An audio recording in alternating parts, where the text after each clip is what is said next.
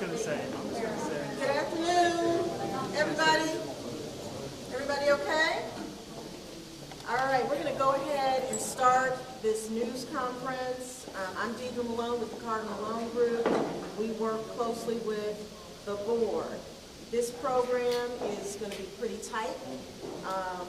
We're going to bring forward our board chair, Chair Doris Coleman, to open up this news conference, and then after Board Chair Doris Coleman, remarks will be held by Board Member Amber Hewitt Garcia, remarks by Board Member Tawana Murphy, and then Board Member and Vice Chair Love will introduce the interim superintendent, and then at that point the interim superintendent will come forward. There will be some questions and answers at the end of this news conference.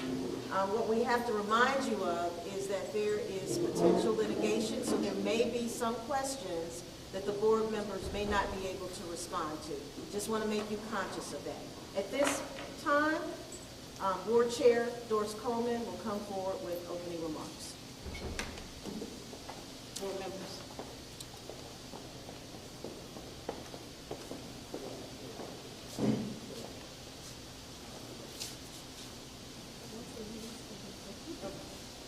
Good afternoon. I want to thank the media for attending today's news conference. It's been a rough few months, but I believe we are turning a corner, and I'm optimistic about the future. Before we begin this news conference, I want to ask for a moment of silence for the victims and families of the tragic shooting in Nashville on yesterday, and our Raleigh Egypt High School student who passed.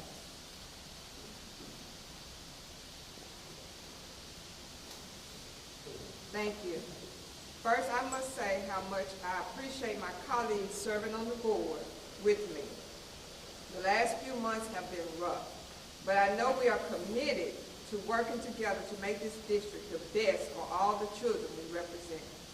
The selection of Dr. Rod Richmond as our interim superintendent is a step in the right direction. I know he's up for the task and loves working for MSCS. We look forward to working with him to continue to move this district forward. Transition in leadership can bring uncertainty, but they also bring new opportunities for growth and improvement. We are committed to working collaboratively with the interim superintendent to ensure a smooth transition, clear priorities, and an unwavering focus on student success.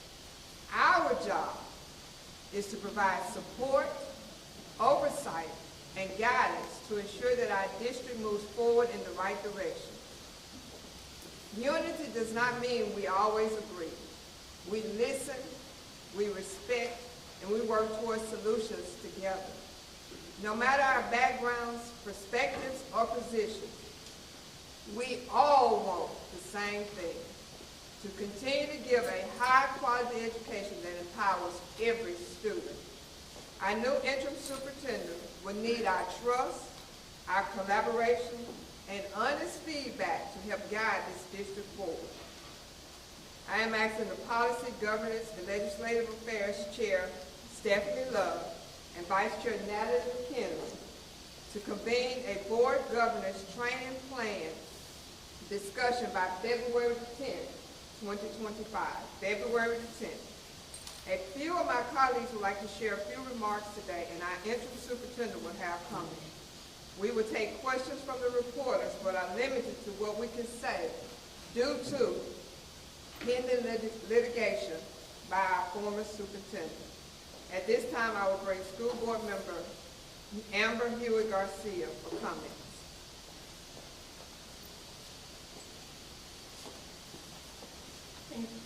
Thank you, Madam Chair. Good afternoon, everyone. I'm Amber Hewitt Garcia. I'm the school board member for District 8. When I ran for school board, I was committed to focusing on resources for academic progress, strengthening our community partnerships, and creating and executing a comprehensive facilities plan, looking at our buildings not just in the physical infrastructure, but the programming within them. We cannot do this work alone at Memphis Shelby County Schools. I'm committed to advocating for our students and families by facing and taking on systemic issues we need the community, and we need other elected bodies to help us deliver. Each day we spend not focused on children is a mistake. No matter who is sitting in the seat of superintendent, the board needs to hold them accountable and govern. Strong governance will be key to our success, and I know my colleagues would agree with me on this. I'm interested in finding a path forward and working closely with them to prioritize our staff, teachers, and students. I'm committed to working with interim superintendent Dr. Richmond and his staff, and as budget chair, I look forward to collaborating and getting this done. Thank you.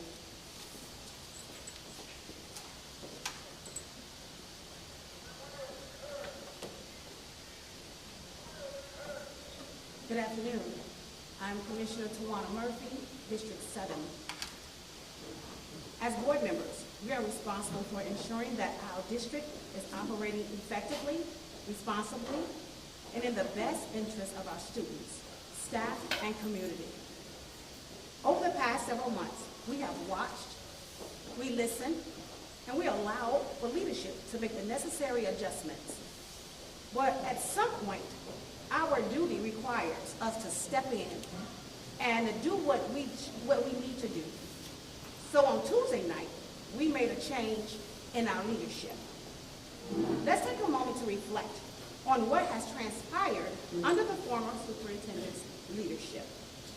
1, contracts have not been handled in a timely manner, leaving the district with expired services. In some cases, we had critical services become inoperable with no plan in place to address them. 2, the board explicitly instructed the former superintendent not to terminate employees without presenting a clear plan and how it would impact the district and align with the strategic plan. Despite this, terminations continue without a plan. 3, the Mastery Connect assessment program was canceled without replacement, putting the district at risk of failing to meet state testing, monitoring, and tracking to prepare students. 4, we've seen employees leave their jobs and high turnovers in the central office, stripping the district of key expertise and leaving critical issues inoperable. For nearly 9 months, we exercised patience, we have given grace, we have allowed time for adjustments, progress, and course of correction. But our responsibility as board members is not to sit back while our district suffers. It was time for us to act. And we did what we must do best for our community and for our students. I voted for the interim superintendent, Rod Richmond, because he is the right person to lead this district. I look forward to working with him and our other staff members. Thank you.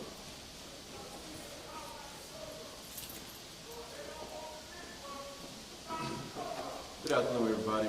My name is Tamarcus Porter, School Board Representative for District 4.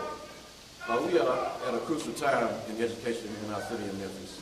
I just want to give a public call, a call to action for the public. Now is not the time to be divided. Now is the time to show unity. My colleagues and I, we represent 9 different districts. And now is the time to show the city that, hey, yeah, we may disagree on issues, but all of us have the children in the best interest. I'm a newly elected board member. I took time to talk to my principals, talk to my constituents. I held town hall meetings.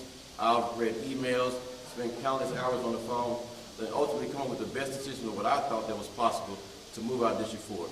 And I'm here standing in unity with my other colleagues, and so hopefully we can move this district forward. I wholeheartedly support Dr. Rod Richmond in our vote to move this district forward. But I have a call to action for the citizens of Memphis. I am excited about, everybody's excited about education, but let's move the district forward and come up with positive solutions that we can all see and we can all help our children move the district forward. Thank you.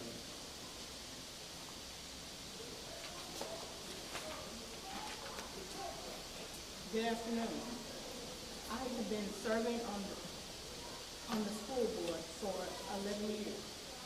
Tuesday night, we made the right decision for the future of Memphis and Shelby County Schools, the students in which we serve. Dr. Rod Richmond and I have known each other for many years. He is no stranger to the community or this board. Before becoming interim superintendent, Dr. Rod Richmond was a transformation officer in Shelby County Schools. He worked closely with the school from a letter grade to a D or F to the academic success we all need. For more than 3 decades, his experience as an educator and administrator, Dr. Rod Richmond has built a strong leadership results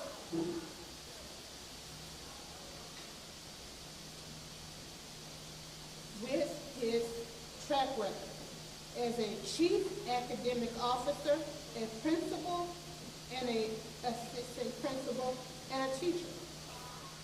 Rod Richmond will provide steady leadership and experience for this district while working closely with the community and the district and the board.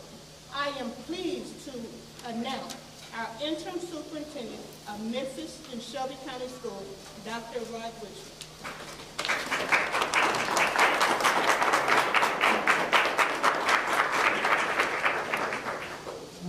Good afternoon.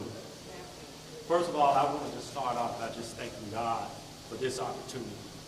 I also want to thank our senior leaders who are here today to support me. I want to thank you all, the media, for being here. I want to thank our viewing audience.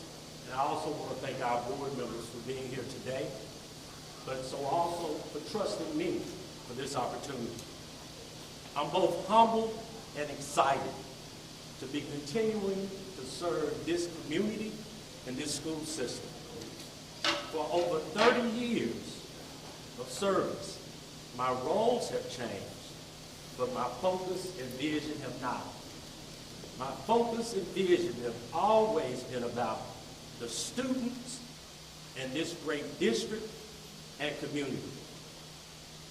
As I work to develop my first 100-day plan, my senior leadership team and I are focused on 3 things. First, we want to focus on continuity and stability. Secondly, we want to focus on ensuring that we are streamlining our processes to ensure that our schools are receiving the materials and resources that they so much need and deserve. And lastly, We want to make sure that we're meeting and having those key conversations with elected officials and key influencers throughout our community to ensure that we're all working together collaboratively to ensure that we're improving our district, but also improving the relationships that we know we must have to move this district and our community forward. As all of the board members have said, I believe I am the right person at the right time to do this most important work for our school district and our community. Again, I ask the community to trust me, to trust our board members, to trust our leadership teams, to trust our principals, to trust our teachers, to trust that we can get this right, and we will do it right to move our school district and community forward. Again, I appreciate all of you all, each and every one of you all who know me know that I have a love for this community and district. So again, thank you, board members, for trusting me for this opportunity. Thank you. I also want to thank again the leadership team. We had a meeting on yesterday, and I believe the meeting that we had was extremely productive. And again, I thank you all. Thank you.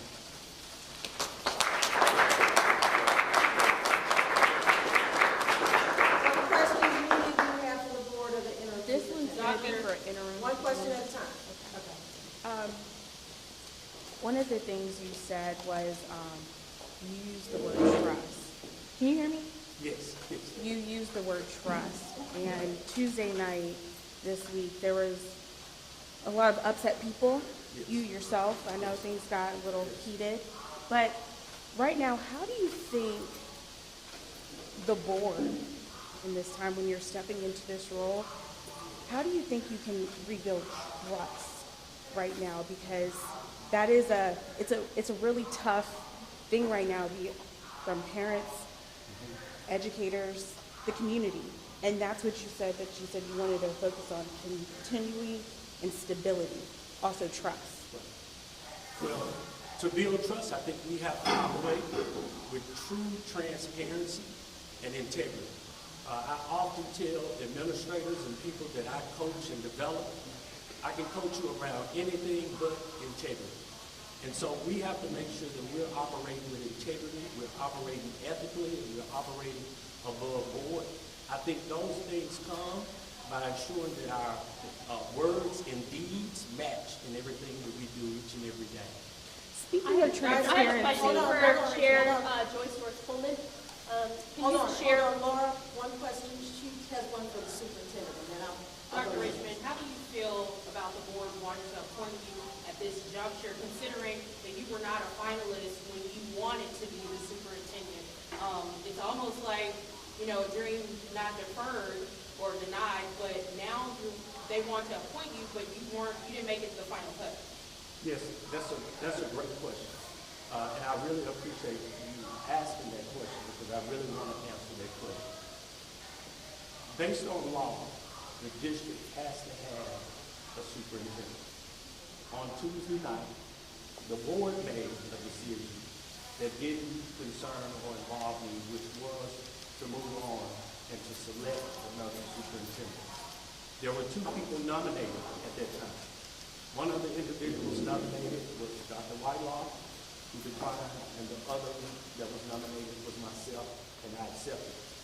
If you think about any school organization, when you're looking at that school organization, what happens in most instances when you're talking about replacing a superintendent and needing an interim superintendent, you're first going to look at senior leadership and who are those senior leaders. From that, I think the board deducted that the two superintendent or superintendent leaders or people who had senior leadership was Dr. Whitelaw and I, and we were both nominated.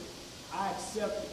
The reason I accepted was because of my loyalty and commitment to this district and our children.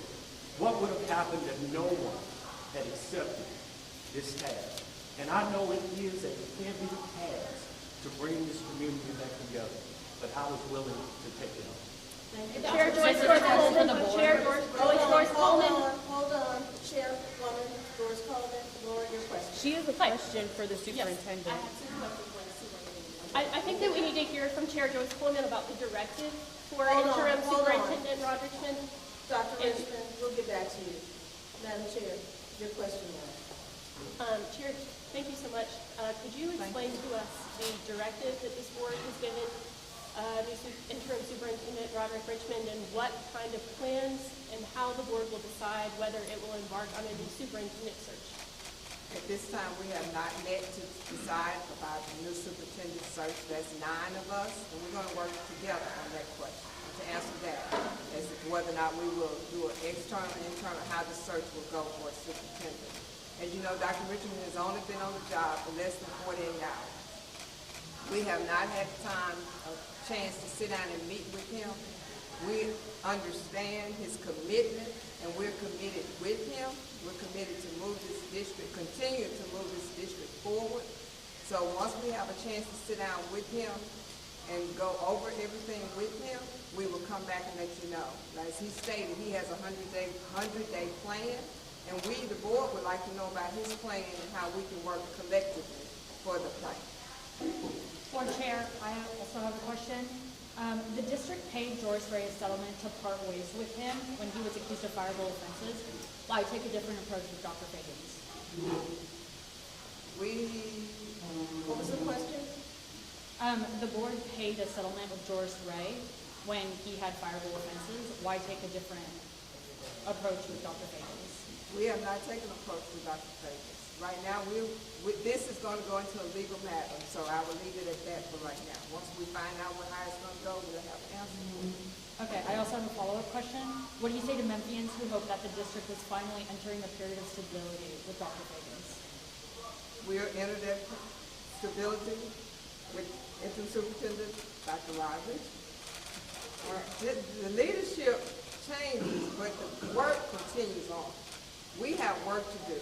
So that has not changed. My commitment, my colleagues' commitment to making sure this work is done, it has not changed.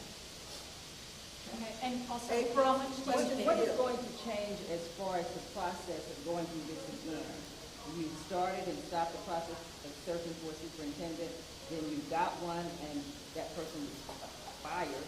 So what is the process? What are you going to do differently to get to a point where we have a permanent superintendent?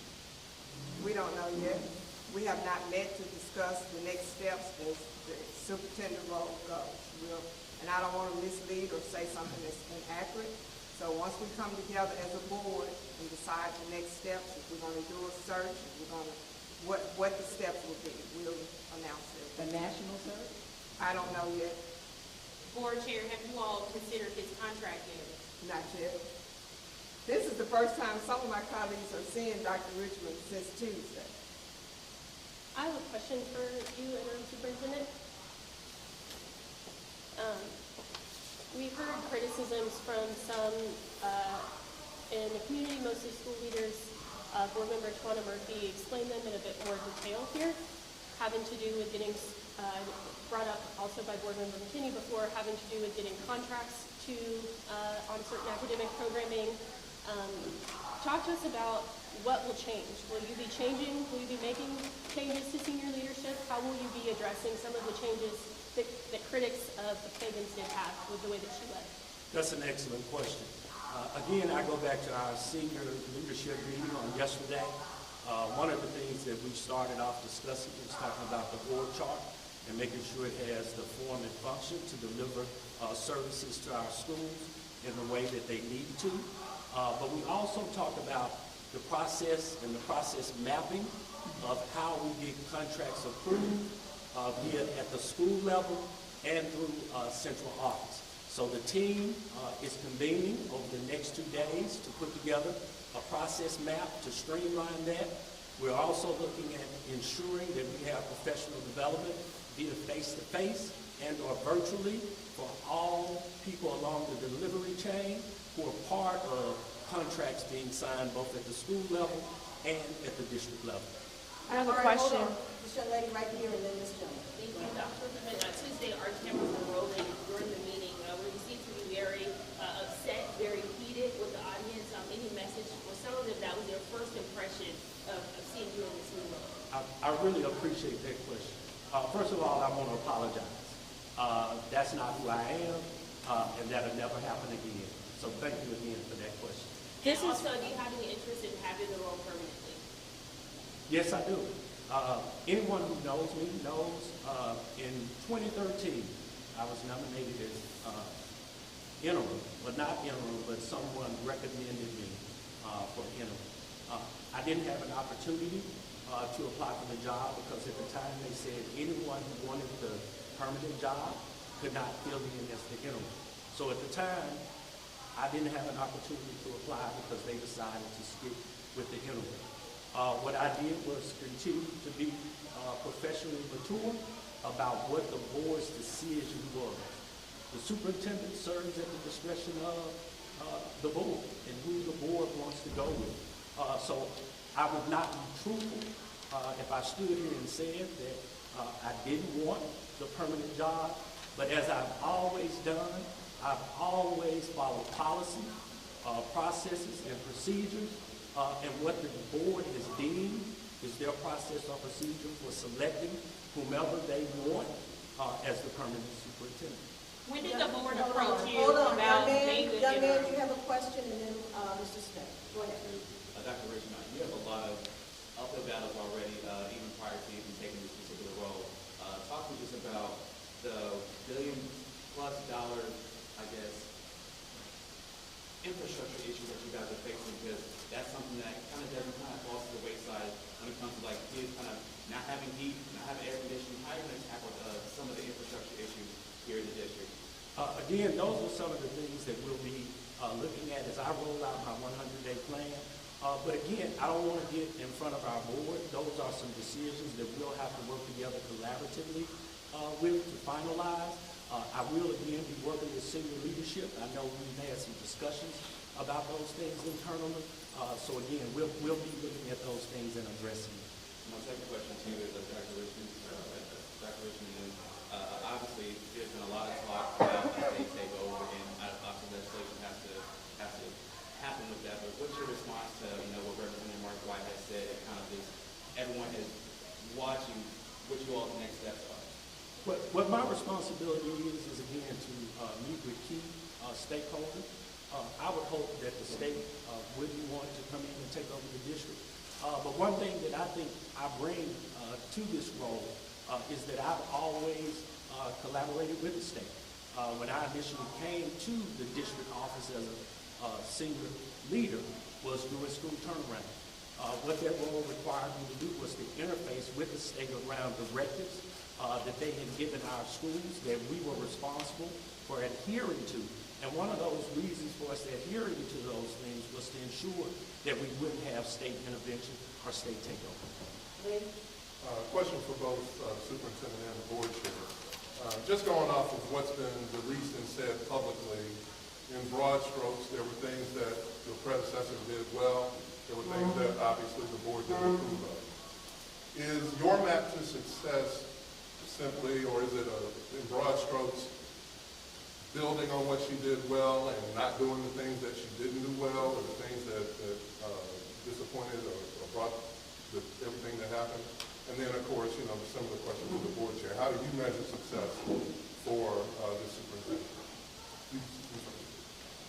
What I would say is that the senior leadership team, when you think about how districts operate, the senior leadership team has been responsible for the day-to-day operations of our district. Much of that work we as senior leaders have led. Some of those things we will probably continue with, but we will continue to evaluate those things and their level of effectiveness like we do with any strategy that we're implementing. Any things that the board may have concerns with, it's my responsibility to interface with the board and to talk to them about those things that they may have concerns about, so that again, we as a team, superintendent, senior leaders, the board, we're all rowing in the same direction. And that comes with having goal alignment through our strategic plan, our academic plan, and those things that we know are going to move the needle in regards to student achievement. I have a question for the Hold board. on, Madam Chair. Your response and then the last question. I agree with what Superintendent Richard said, and transparency. We have to get a level of transparency where everything that he knows, the board knows. Everything that the board knows, the superintendent and his senior, interim superintendent and his leadership team will know. So we're going to work towards those goals. I have a question for Question, clarity. Superintendent Rod Richmond. My question is, when did the school board approach Dr. Richmond about the interim position? A county commissioner echoed the sentiment that he knew prior to Tuesday that he will be in that position. What was the relationship? How did that correspondence happen? When I nominated Rod Richmond, he didn't know a thing. When I nominated him on Tuesday. So I have a question for clarity too, and this could be answered from one of the 6 who voted not in favor of Feagins. Do any of you guys, and because this question was left unanswered on Tuesday, and this is what parents wanted to know, this is what educators wanted to know, why did you vote like that? Do you feel like you could have been more transparent before Tuesday night's meeting about problems that you guys were having with Feagins, Dr. Feagins? I feel like one person, because there were 6 of you guys, if you guys just wanted to have this moment to just speak your piece. I appreciate that. I think I was one of the board members that gave an extensive statement on what my concerns were on January 14th. And I also want to make sure that I think in the op-ed said that there were times all across Dr. Feagins' tenure during board meetings that these things were brought to her attention by the then sitting board, and even some of the things were brought to her attention by the newly seated board. So I want to make sure that everyone understands that that was happening in every single meeting. And I think there were also concerns that were brought up with Dr. Feagins individually. I know that I brought concerns up with Dr. Feagins. So I think that question is that we have been doing that all along, and I do collectively, because again, I wasn't sitting on the board in April. However, those things were evident. That governance training that you were talking about, that's on February 10th. Could you just talk a little bit about what that entails? This is the last question, and if you want one-on-ones, we'll put everybody aside, okay? Last question for the news conference. I asked the governor's committee chair and co-chair to get it together by February 10th. We don't know what it's going to look like yet. Just to sit down and have a conversation about what governance looks like for our district. All right, thank you so much. Thank you. Madam Chair. Madam Chair. Kim, can I get a one-on-one?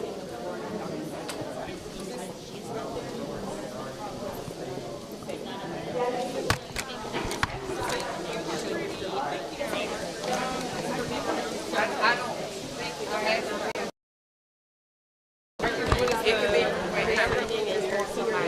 How are you doing today? I'm good. How are you? Superintendent Feagins' leadership. Wrong. That can't be attributed. Is this light okay? Yeah, it'll work. What are those things, and how are they urgent to what you were talking So, one question that I wanted to ask, there was a little bit of hesitation maybe, or I don't know what your strategy was, to be honest. So, could you explain a little bit from Tuesday of why it was Yeah, honestly, I just heard the passion in the community and the crowd, and I feel for them, and like you guys mentioned earlier, there should have been a higher level of transparency. But with the information presented before me, That's the way why I took the position that I took.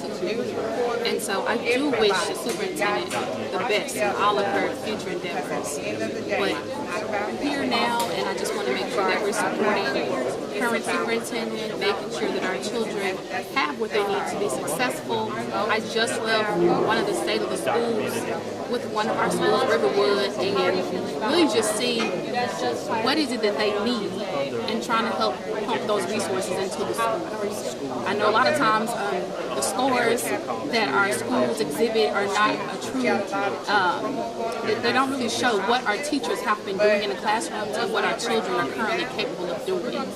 So my focus right now is student achievement. I want to ensure that our students are getting what they need, the teachers feel like they have the resources that they need, and our principals have the support and resources that they need moving forward. Because we have big testing coming up, and I want to make sure everybody has what they need. So is it fair to say, you know, going in the meeting you were firm on your decision, but it was up until the last hour, hearing that passion, that it was just like... Yeah. I'm a huge community advocate. And like I said, yeah, definitely that. But again, the information before me, I just wanted to make sure that I was doing the right thing. And with the information before me, once again, like I stated, I just made a decision based off of that, and that's the way why I went the way that I actually went. But definitely thank you guys for y'all support. Thank you. Can you do me one favor? Because not everyone in our building knows who this pretty face is. Tell me your first and your last name, spell your first and last name, and say your district. Yes. Okay. Sable Ote, S-A-B-L-E-O-T-E-Y. And I'm school board commissioner for District 5. Thank you. All right, thank you. So, I cannot imagine we would recruit.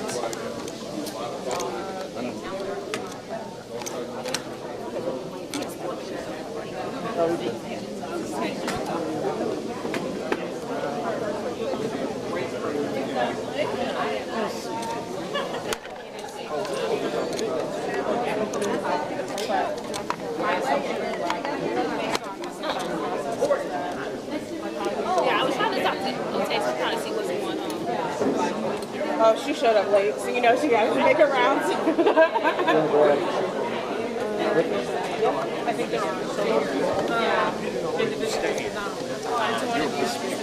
may appear to be different, whether you're on the dance floor or whether you're on the balcony. And so our vantage point from where we stand may be different from where those individuals stand.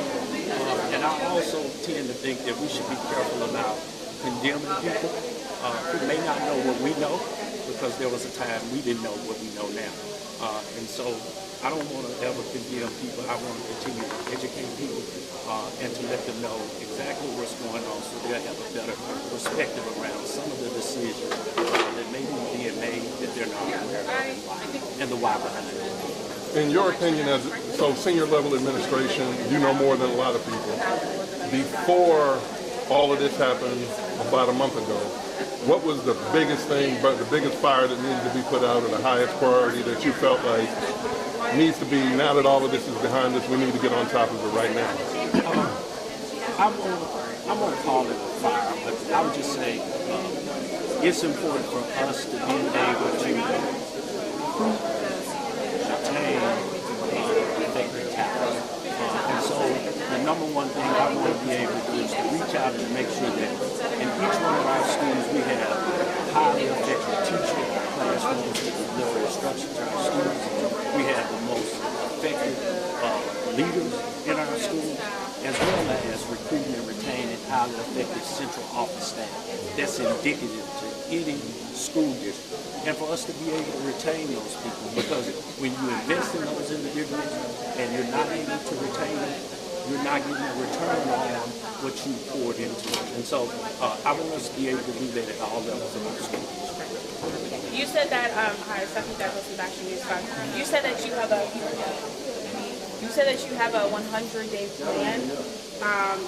When does this roll out? I know you haven't presented it to the board yet. Tell us a little bit about when these conversations will, you know, we're trying to figure out what's next. Yeah, I don't have the 100-day plan yet. I'm starting to develop it. It's concept. Right, because as soon as it's developed, we will share it. But first I want to meet and talk to board members about it, because I want to make sure that, again, we're in lockstep and it aligns with all of our vision for our school district, as well as our action steps and goals. Dr. Richmond, you're still a part of the community, which means I'm sure you hear the news as much as we do.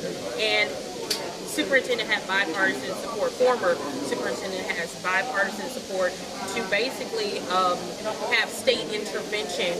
What is the pros and the cons of a state intervention, and how comfortable can you get in this position knowing that the state is trying to intervene in some form? I've always believed that if you do your work and do it well, you'll be able to see results. When I think about, again, state intervention, as I was saying before, I've dealt with the state on several occasions around both state accountability and state intervention. Now, state intervention may look different, but when you think about, first of all, state accountability, we have state accountability that we've had since No Child Left Behind was passed into law in 2001. So, but coming into 2007, so when I came to the central office and under Governor Brevison, he had a plan under BEP 2.0 to turn around local formal schools, and we had to work closely with the State Department to make sure, or to ensure, that we were addressing directives from the State Department to turn those schools around. I'm sorry, I mean state intervention on the school board. On the school board? Yeah, I'm sorry for not being clear. Okay. We would hope that that would happen, but again, I believe that comes with us having a strong plan to present, to have a stabilized district with continuity. And so those are the things that we'll be working on to ensure that the state doesn't come in, and that we, again, as a board and a superintendent, are working together collaboratively. I have one question in one small section. What's going to set you aside from what makes you different? What makes me different is, first of all, I'm from this community. That's first. Secondly, I think what sets me apart is the years of experience that I have, both in this community, but also as a leader. I think what also sets me apart is having the relationships and what some would call credibility. And you get credibility one of two kinds of ways, which is, again, relationships and experience. I was just going to ask one last question here. We heard from the board chair, but from you, last week we reported that there was a survey floating around between principals, and your name was already listed to be set to be interim principal. So I wanted to hear from you. When did you hear of this opportunity, and when were you asked maybe to be interim superintendent? One thing, and I'm going to use our partners here at Fox. Coincidentally, every time we've had a superintendent opening, someone has mentioned my name. And people mention my name again because of, and I would hope, because of the credibility and the respectability that I have in the community. I go back again to 2013 when our outgoing superintendent recommended me for the superintendency. When our superintendent who was put in that role in 2013, when that individual left, my name was floated again. Fox 13, I think if you go back and look at the records, they even made a mistake and said that they believed that Dr. Richmond was going to be the interim superintendent, and a board member had to call and say, hey, no decision has been made about our interim superintendent. When you've been in a district for 31 years and you've been a senior leader, it's not a coincidence that people are going to mention your name as the possible replacement for someone who may be leaving the district. But how did anyone ask you about it? How did anyone ask you about it this time around? So what you're saying is it wasn't a surprise to you?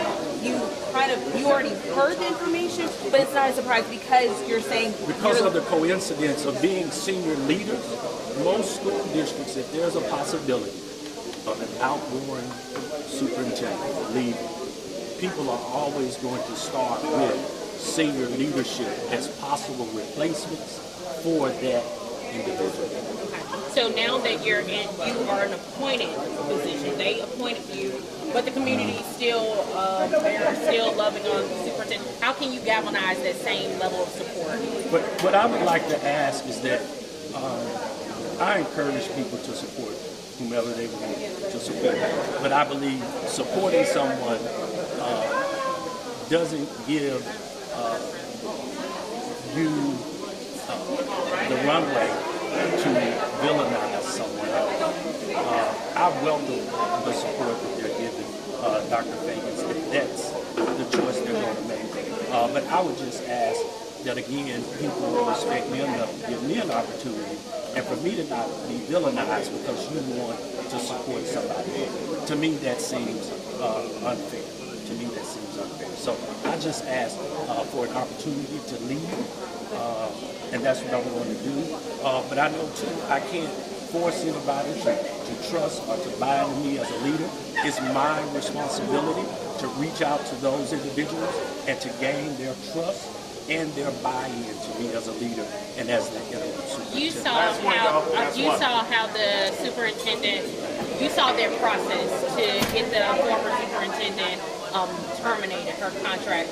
Do you have any fears working with this current board about their level of transparency, about their level of communication? Do you have any, I guess? I don't have any fear. It would be unfair for me to apply to that board, them treating me how they treated someone else, because relationships and the dynamics of relationships are different from person to person. It's my responsibility to cultivate nurturing relationships of mutual trust and respect with all of those board members so that I can trust that if they're having an issue or concern, they're giving me the feedback needed for me to address that feedback. Thank you, everyone. Thank you so much, Dr.